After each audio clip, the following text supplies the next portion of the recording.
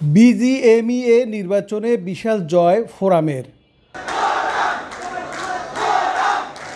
দেশের পোশাক মালিকদের সংগঠন বিজিএমইএর 2025-27 মেয়াদের নির্বাচনে বিশাল জয় পেয়েছে নির্বাচন কেন্দ্রিক জোট ফোরাম।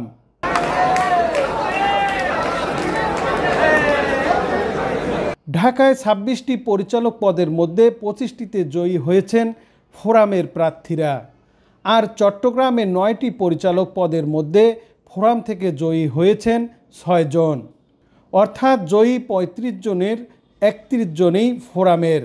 সম্মিলিত পরিষদ থেকে জিতেছেন মাত্র 4 জন।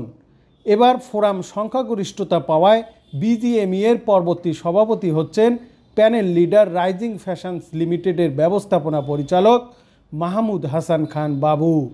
শনিবার রাজধানীর ঢাকা ও চট্টগ্রামের রেডিসন ব্লু হোটেলে সংগঠনটির নির্বাচন অনুষ্ঠিত হয়।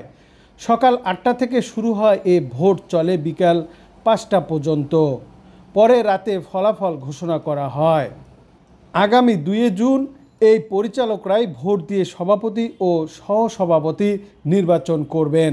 35 পরিচালক পদে এবারের নির্বাচনে প্রার্থী ছিলেন 76 জন। নির্বাচনে 1864 জন পোশাক মালিক তাদের ভোটাধিকার প্রয়োগ করেন। এবারের নির্বাচনে ফোরাম ও সম্মিলিত পরিষদ 35টি পরিচালক পদের বিপরীতে প্রার্থী দিয়েছে। বাকি 6 জন ঐক্য পরিষদের ব্যানারে স্বতন্ত্রভাবে ভোট করেছেন। ক্ষমতাচ্যুত আওয়ামী সরকারের সময় 2024 সালের মার্চে অনুষ্ঠিত হওয়া বিজিএমইএর নির্বাচনে 35 পরিচালক পদের বিপরীতে সবকটিতে জিতে যায় সম্মিলিত পরিষদের নেতারা। প্রসঙ্গত, গত 5 আগস্ট রাজনৈতিক পট পরিবর্তনের পর বিজিএমইএর সভাপতি আব্দুল মান্নান কোচি দেশ ছেড়ে পালিয়ে যান। অজ্ঞাত স্থান থেকে পদত্যাগপত্র পাঠান তিনি। এরপর বিজিএমইএর দায়িত্ব নেন ডিজাইনটেক্স গ্রুপের ব্যবস্থাপনা পরিচালক খন্দকার রফিকুল ইসলাম।